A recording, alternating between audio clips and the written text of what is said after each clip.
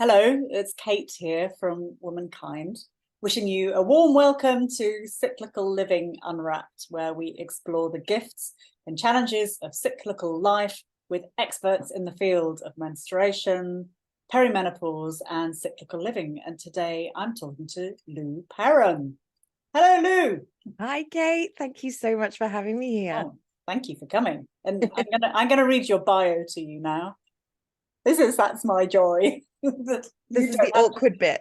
That's the very awkward, and I'm very happy that you're not reading me mine because There we go. because my pelvic floor goes whenever Yeah. whenever anybody reads my bio, I go.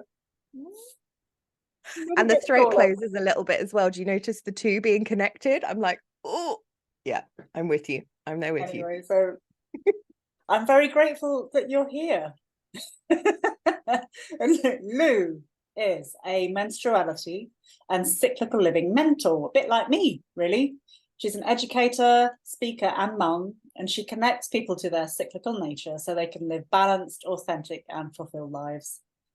After struggling with PCOS, Lou discovered menstrual cycle awareness, and this practice led to a deep inquiry into her own unique experience. And through this process, which not only healed her pain, but she now also lives in a way which feels true and well-paced.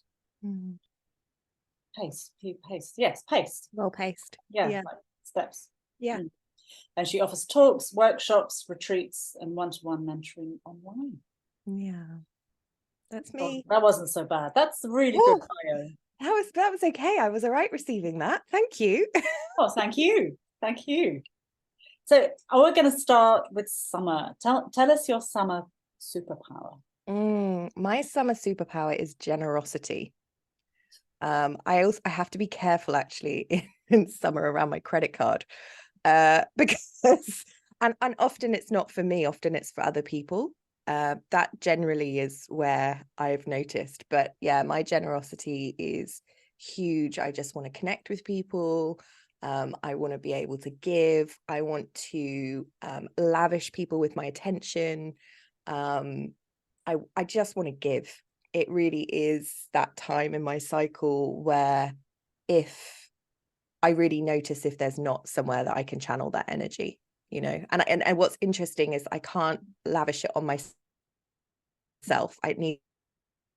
Needs to simple or other causes or creative projects or something like that. So yeah, it's beautiful. The generosity at that time and the abundance that's available in me naturally, I feel very grateful for in my inner summer. And does your family exploit this? Because I would. Well, maybe they'll listen to this and now they will. But yeah, no. There was this time at Christmas where I think I was like day 18, and I walked into a grocery store and I walked out with 12 advent calendars for all of my friends' kids, and I literally just went like a little Mary Poppins, dropping around advent calendars on front doorsteps. And I was like, I got home and I was like, I've just spent however much money on advent calendars and nobody asked me to do that. Why have I just done that? So it's usually self-motivated. But yeah, it's just like an inner urge to spoil people, which is fun. I realized that one of my summer, I don't have a menstrual summer, but one of my inner summer tells is shopping. Yeah. Most of the time, really not interested, and then suddenly I'm like this laser focus on something very bizarre, like pillowcases. Yeah. And it's for me, it's in yoga there's a principle called purna, which is fulfillment. It means like reaching a fulfillment, and for me it's like channeling that energy in a summer. It's like what will bring fulfillment to something, and actually a lot of the time it's to somebody else. What can I do to fulfill somebody else's needs or happiness or bring joy to them? What trips you up in this? What trips you up in your summer? You're kind of inferring it, but yeah. Well, not seeing what I'm doing sometimes can be a thing. So my credit card bill will trip me up 2 weeks later. But no, I'm joking. The major thing that trips me up is I get too heady I can get too ungrounded in that time, and it can become actually it can become a point of anxiousness for me if I don't ground. So like things like cold water swimming, that kind of stuff, like they're absolute musts for me. Cold showers, that kind of thing, to make sure that I'm staying grounded. But generally, yeah. And actually after my birth of my son, I really struggled with my inner summer because of my birth trauma. So every time in the run up to ovulation, I had a really tricky time, and actually I felt very low. And it wasn't until I realized it through tracking my cycle, I noticed the pattern, and then I was like, okay. And I had some MMCs, and I also went to some talk therapy and stuff, and then it sort of just smoothed itself out. So that was an interesting one to also notice. But that's been a change through that matrescent process for me. Just for people who don't know, an MMC is a menstruality medicine cycle. Yeah. Yeah. And what supports your autumn self? Oh, so I had an MMC with you not so long ago. And one of the things that came from that was like really resourcing myself. And I think that for me is the time where I say no a lot more. I become much more selfish during that time. Like I flip from being incredibly generous, like I've talked about in my inner summer, to being very selfish. And that can, on the nervous system, I've had to learn how to manage that transition.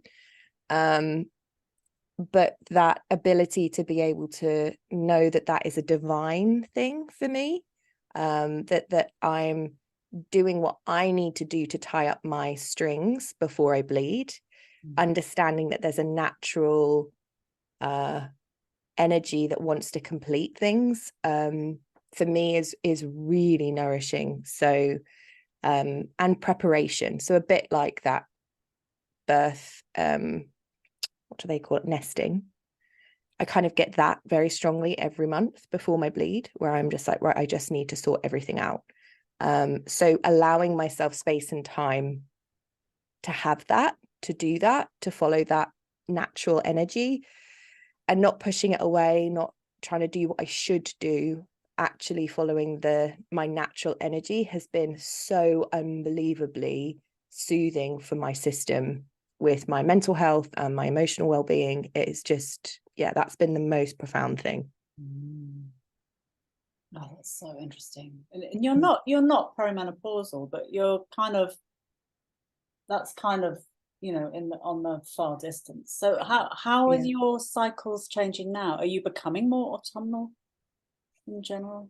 Yeah, and again, through that MMC, it was really interesting because I literally fell back into my inner autumn, like I was falling back into like a soft, like, well, those trampoline parks, and it was full of sponges, like literally falling backwards. Yeah. And I was so held in my inner autumn, and actually that felt really soothing for me. But I wasn't being asked of anything, and I wasn't being demanded of anything, and I was left alone in kind of this womb-like space with fluid around me where I could swim and just be and float, and it was beautiful to experience. And because I had that through the MMC, I was like, oh, okay, this is something that's really deeply needed for me. So I'm kind of, because this is the thing, is I'm so grateful that I've got menstrual cycle awareness in the run up. So many women I know that haven't had this awareness. Like I have practiced MCA for menstrual cycle awareness for nearly 10 years. So the gift from that in me coming into perimenopause and then going through that process, I'm curious to, well, I'll never know because I know what I know. But yeah, I feel like I am more resourced to be able to take care of myself. And also I have a plethora of people that I can lean into to ask, okay, this is happening. Because I still, like, I get restless legs in my inner autumn, I get hot flushes, I get sleepless nights. That stuff happens to different degrees on different months. but for me, like, I've really lent into cacao in the last year, has been a huge tool for me. Ritual, ceremony, women's circles, cold water, as I said. There's just been things where I'm like, now I've got to I have to put myself first. This isn't like a luxury or a nice to have. It's rest has become, and when I say rest, I don't just mean like laying down and doing nothing. I mean like ways of moving my body, connecting to nature. Like there's lots of different types of rest, which is a different part of my work as well. It's the intersection of rest and cycles, I guess, is my work now. And I think for me, that's where I really practice what I preach. And that's, I'd love to hear more about the different varieties of rest that you use. Yeah. So depending on where I am in my cycle will mean that I will need different types of rest, basically. I mean, we've seen this, they talk about it with exercise, right? So that alone, like, you know, you don't, and everybody's different and unique in this, and so it's general, I'm generalizing here, but based upon how our hormones are changing and maybe what our natural aptitudes are, things like in our inner spring, inner summer, maybe doing more weight-based stuff, whereas in our autumn going to like a Pilates reformer class really suits me personally. And then when I'm in my inner winter, because I still do have menstrual cramps and it's a very heavy bleed that I have, and it's also a very divine experience. Like I don't really want to leave my house when I'm bleeding. For me, just moving my body in a really sensual way, a really slow way, a really respectful way, is beautiful. So the different types of rest that I play with, and maybe that I've reframed as well, is that transition between inner spring to oh my goodness, inner summer to inner autumn. It's imperative for me to have time to have some psychological rest. So that for me looks like a deep and meaningful with a friend. And where I thought that was a frivolous thing before, and it's been kind of chalked up to women gossiping, now I understand it as a different frame. It's actually really psycho-spiritual. It's connective, it's validating, it's permissionful. It's I feel so seen and witnessed and heard. So for me, and we both of the lineage of Red School, you know, a listening partnership then for me is really powerful. To be able to actually express my emotions, whether that be journaling, whether that be screaming into my bed, whether that's going underwater. I don't know if anybody's ever done this, but going underwater and screaming underwater or raging in the sea is a really beautiful experience. I mean, you might feel silly doing it. I did the first time I did, but actually to actually fully express my emotions, not at someone else or not internalizing it, but actually letting it go, that emotional release, that emotional rest, was really powerful. Watching social media, you know, coming, as in like watching how much I'm on it, so coming off it regularly, is really restful for me. Feet in nature. I hadn't quite understood the connection between us as a human being and frequency and our connection to nature. So we talk about grounding practices, and I've had lots of people say, get morning sunlight on your face and take a morning walk on, with bare feet. And I'm thinking to myself, yeah, okay, like whatever. Now, I actually understand it. I've just not understood it before, to be fair. Whereas like I get the vitamin D thing, and I get like, circadian rhythms and, kickstarting that system and getting this natural sunlight on your face. I understand that. But the grounding thing I didn't get, and it's because we're energetic beings, obviously, and the earth has a frequency and we have a frequency, and actually we vibrate at a similar rate, if not the same.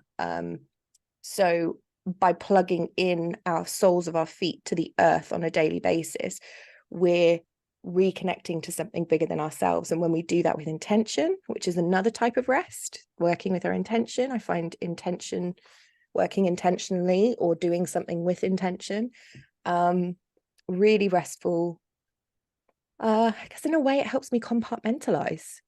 And I think a lot of us out there are trying to do everything all the time, spinning loads of plates, and actually being intentional is really helpful for me, because it makes me be like, right, in this period of time I am focused on this thing. Yeah. There's lots of different things in there that you could probably pull on, but that, Lou, that is the best and most diverse teasing out of what rest means. yeah, In 4 minutes I've ever heard. Thank you. well, I mean, I'm just blown away. Thank you so much. So articulate. This is definitely your zone. yeah. So I want to know what kind of rest you use in spring. In my inner spring. Hmm. So for me, my inner spring is like my favorite time it's my favorite time of year. It's my favorite time in my cycle. And I am like, anything is possible. I'm like so in love with life. So for me, and because I drop so deeply in my inner winter and I proper cave it, like I go into like I really go deeply into my inner cave. For me, inner spring is all about reconnection. So it's it's about getting that first it's a rebirth almost energetically for me. So it's about getting my first cold dip in again. It's about getting back into those routines that maybe I've stepped out of for 5 days or so.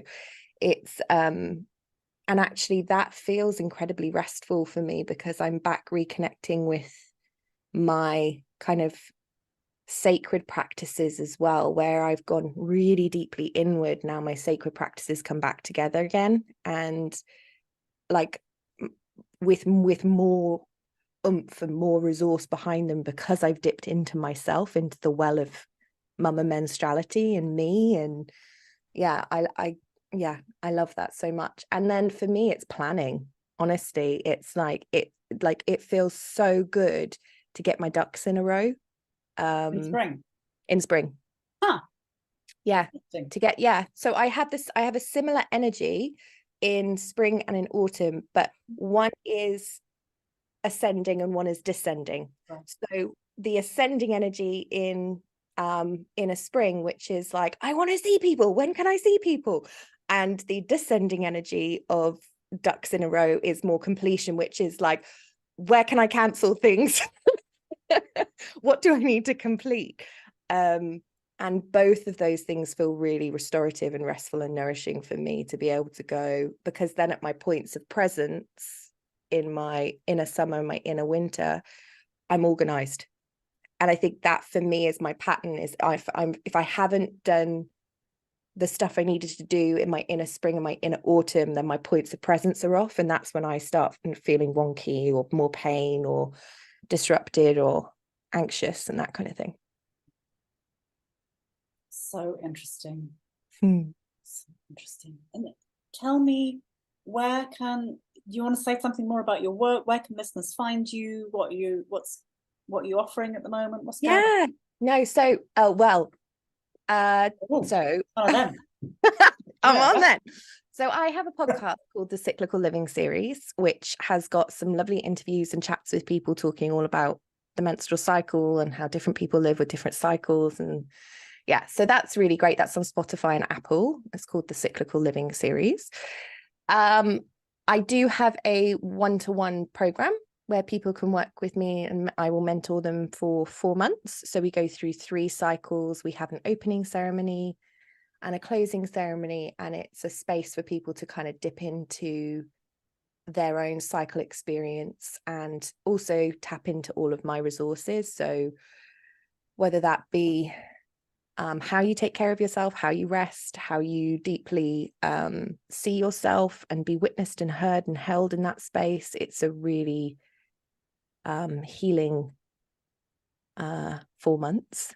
I also am an MMC facilitator like yourself. So people can come. Let's say it again. It's a menstrual medicine circle facilitator. Yeah. So that's a process whereby people can kind of walk their inner seasons and find where their hotspots and where their medicine is within their own cycle, and then using menstrual cycle awareness and the way that they live can kind of eke out the kinks for themselves. And it's a really embodied way of becoming more intimate with your cycle, I think. I love it. And then the last thing I'm doing is I'm going to be offering, so I have retreats in the New Forest. So depending on your geography and where you are in the world, I have a retreat called Radical Rest, which I run every other month, which is a half day in the New Forest. And I'm running the Rest Revolution. This for hear it here first. I don't think I've said this to anybody actually out loud yet.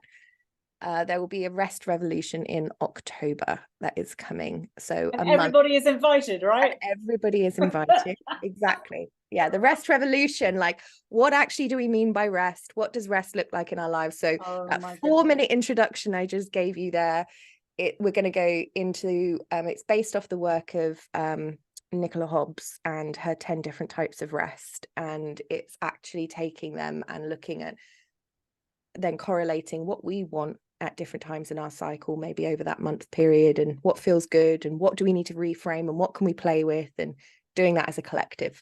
Oh my goodness, that sounds absolutely fantastic. Well, you should come, Kate. I'd love to have you there. I really want to. Yeah, it'll be really fun. And your what's your website? So I'm just purely off Instagram.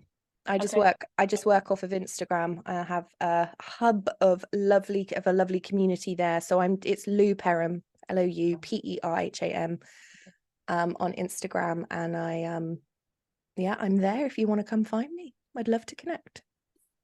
Thank you so much, Lou. Woo! Thank you, Kate. It's been so interesting, and as always, there's so much more that we could have dived into. Anyway, if other people are curious about their inner seasons and how that looks for you and how that feels and how you can use these gifts, and if you're navigating perimenopause, you might enjoy our self-directed online course. It's called Perimenopause Unwrapped, and you can find it at woman-kind.co.uk. And in Perimenopause Unwrapped, you can shine a light on the unconscious processes that are coloring your perimenopause experience and bring more awareness, choice, and compassion to your transition, and move from pain to trust. We would be delighted to welcome you there. And if you have any questions, you can contact us through the details on our site, or through our email is in the show notes. Thank you, Lou. Thank you, Kate. See you soon.